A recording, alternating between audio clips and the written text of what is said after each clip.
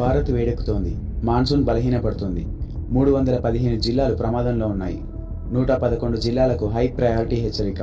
ప్రభుత్వం fertiliser estimates తగ్గిస్తోంది. Power demand పెరుగుతోంది. Cities heat ట్రాప్స్గా మారుతున్నాయి. ఇవన్నీ గత కొన్ని రోజులుగా వస్తున్న వార్తలు. ఇవన్నీ వేర్వేరు వార్తలు కావచ్చు, కానీ ఒకే కథ: క్లైమేట్ చేంజ్. అసలు క్లైమేట్ చేంజ్ ఉందా? ఆ ప్రశ్నకు సమాధానం చాలా కాలం క్రితమే వచ్చింది.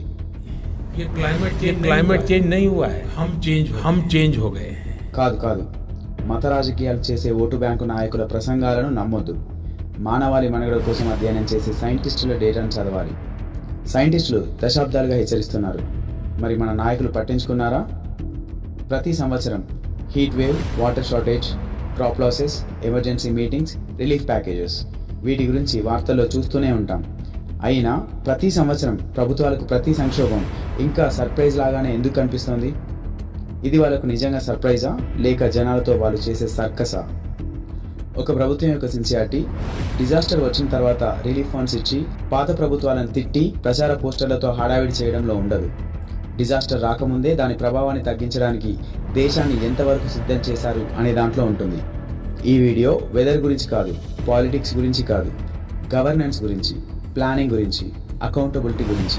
ఎందుకంటే క్లైమేట్ చేంజ్ని పూర్తిగా ఆపడం ఒక దేశం చేతిలో లేకపోవచ్చు, కానీ దాని ప్రభావాన్ని ఎదుర్కొనేందుకు ఈ రోజే సిద్ధపడడం మాత్రం పూర్తిగా మన దేశం చేతుల్లోనే ఉంది.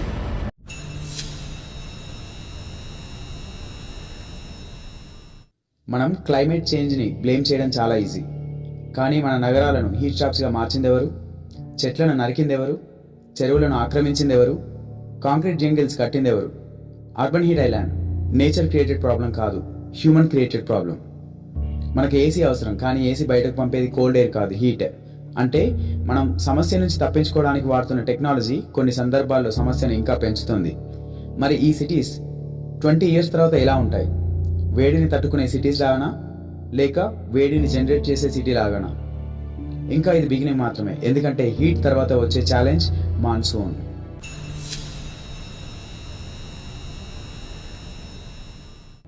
ప్రకృతి మన దేశానికి తక్కువేమి ఇవ్వలేదు.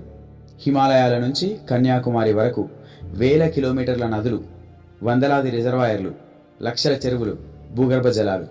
అయినా ప్రతి ఏడాది ఒకే దేశంలో ఒక రాష్ట్రం వరదలతో మునిగిపోతుంది, మరో రాష్ట్రం తాగునీటి కోసం ట్యాంకర్ల వెనకాల పరుగులు తీస్తుంది. ఇది నేచర్ ఫెయిల్యూర్ కాదు, మేనేజ్మెంట్ ఫెయిల్యూర్.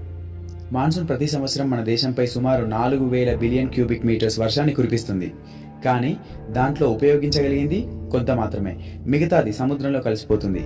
సమస్య నీళ్లు లేకపోవడం కాదు, నీటిని నిల్వ చేసే తెలివి లేకపోవడం. 315 జిల్లాలు ప్రమాదంలో ఉన్నాయని ప్రభుత్వానికి తెలుసు. అయితే వర్షపు ప్రతి చుక్కను నిల్వ చేసే నేషనల్ మిషన్ ఎక్కడ? చెరువుల పునరుద్ధరణ ఎంతవరకు జరిగింది? వాటర్ షెడ్ డెవలప్మెంట్ ఎంత జరిగింది?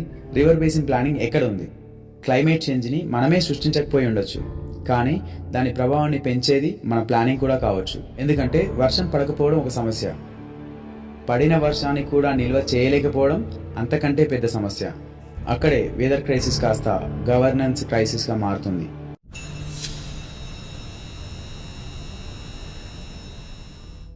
మాన్సూన్ ఫెయిల్ అయితే మొదట నష్టపోయేది రైతు, కానీ చివరికి బిల్ కట్టేది దేశం మొత్తం.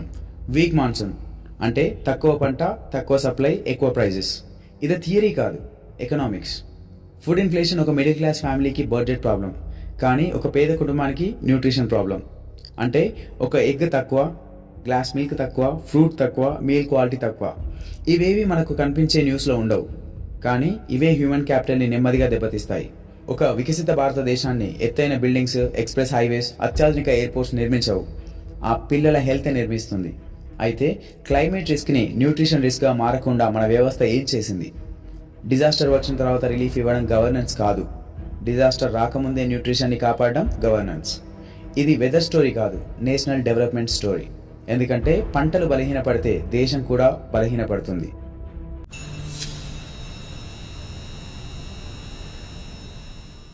రోజు రోజుకు భారత్ వేడెక్కుతుంది, ఏసీలు పెరుగుతున్నాయి, పవర్ డిమాండ్ పెరుగుతోంది.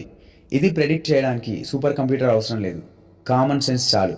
అయితే ఈ డిమాండ్కి మన దేశం సిద్ధంగా ఉందా? ఇప్పటికీ కోల్ మీదే ఆధారపడుతున్నాం. కోల్లో కొంత విదేశాల నుంచి దిగుమతి చేసుకుంటున్నాం. ఎల్పిజి వేల కిలోమీటర్లు ప్రయాణించి మన కిచెన్కి వస్తుంది. ఒక వార్, ఒక షిప్పింగ్ రౌట్, ఒక కెనాల్, ఒక జియోపొలిటికల్ క్రైసిస్, చాలు దేశం మొత్తం ప్రభావితం అవుతుంది. అయితే ఎనర్జీ సెక్యూరిటీ అంటే పవర్ కట్స్ వచ్చినప్పుడు మాత్రమే గుర్తొచ్చే పదమా, లేక దశాబ్దాల ముందే ప్లానింగ్ చేయాల్సిన బాధ్యత?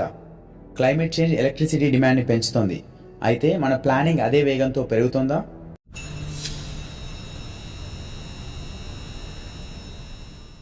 క్లైమేట్ చేంజ్ ఎవరి పర్మిషన్ తీసుకొని రాదు, ఎలక్షన్ క్యాలెండర్ చూసి రాదు, మేనిఫెస్టో చదివి రాదు. అందుకే విపత్తు వచ్చిన తర్వాత ప్రభుత్వాలు పెట్టిన ప్రెస్ మీట్స్, ఇచ్చిన రిలీఫ్ చెక్స్, ప్రకటించిన కంపెన్సేషన్ చూసి బదన చేయడం కాదు.